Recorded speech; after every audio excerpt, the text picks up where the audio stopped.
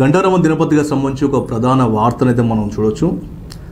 గత 2-3 రోజుల నుంచి వరుస కథనం అయితే పెడుతుంది గంటారామ దినపత్రిక. ఇది వరంగల్ జిల్లా నర్సంపేట సంబంధించిన వార్తను చెప్పుకోవచ్చు. నర్సంపేటలో ఆదిగిరిదే హవా, నెల ₹1 కోట్ల నూకల దందా, సాయిబా ట్రేడర్స్ పేరుతో బిల్ల మాయ, నూకలుగా మారుతున్న పీడిఎస్ బియ్యం, నెలవారీ మామూల మత్తులో అంధకారులు, అడుగు ముందుకేని నిఘా శాఖలు, అంతా ఆదిగిరి డబ్బుమయం అంటున్న జనం అంటూ చూడవచ్చు. జేసీఆర్ జరా దేకో బరిదెగించిన రైస్ మిల్లర్లు అంటూ ఒక ఫోటోతో ప్రచురించింది గంటారామ దినపత్రిక. వరంగల్ జిల్లా నర్సంపేట కేంద్రంలో కొందరు రైస్ మిల్లర్లు బరిదెగిస్తున్నారు. చీకటి వ్యాపారానికి రుచిమరిగిన పీడిఎస్ బియ్యం దందా డాన్ ఆదిగిరితో కొందరు రైస్ మిల్లర్లు అంటగా అవుతున్నారు. రేషన్ డీలర్ల నుంచి, జనాల నుంచి సేకరించిన పీడిఎస్ బియ్యాన్ని నూకలుగా మార్చడానికి ఆదిగిరికి తోడవుతున్నారు. పీడిఎస్ బియ్యాన్ని నూకలుగా మార్చి నర్సంపేట వయా కాకినాడకు చెందిన గుడివాడ వెంకటేశ్వరుడికి అమ్ముతూ ₹1 కోట్ల దందాను తెరదీశారు.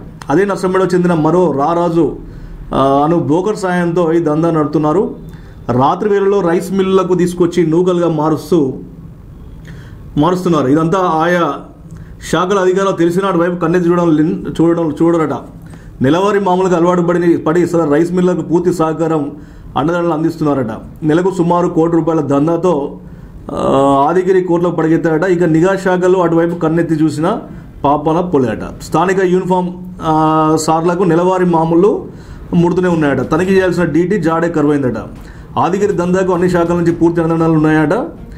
నవీపోదురు మాకేం సిగ్గన్న చందంగా రైస్ మిల్లలో ఆదిగిరిల వ్యవహారం ఉందని స్థానికులు అంటుండడం గమనార్హం.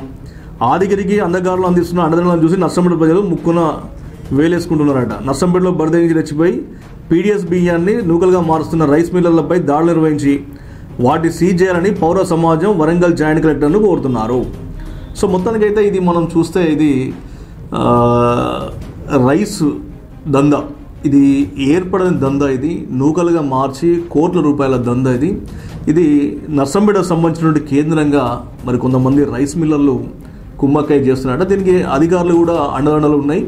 ఇప్పటికైనా సంబంధిత శాఖ అధికారులు పట్టించుకొని ఎవరైతే ఇలాంటి దందాలు చేస్తున్నారో వారిపైన చర్యలు తీసుకోవాల్సిన అవసరం ఎంతైనా ఉంది అంటూ ప్రజలు ఆగ్రహం వ్యక్తం చేస్తున్నారు అంటూ గంటారామ దినపత్రిక యొక్క వార్త ప్రచురించింది. దీనిపైన అందరి టీవీ కూడా మరి 2-3 రోజుల నుంచి అయితే కొంత సమాచారం సేకరించే పనిలో ఉండగా కొంత సమాచారం కూడా రావడం జరిగింది.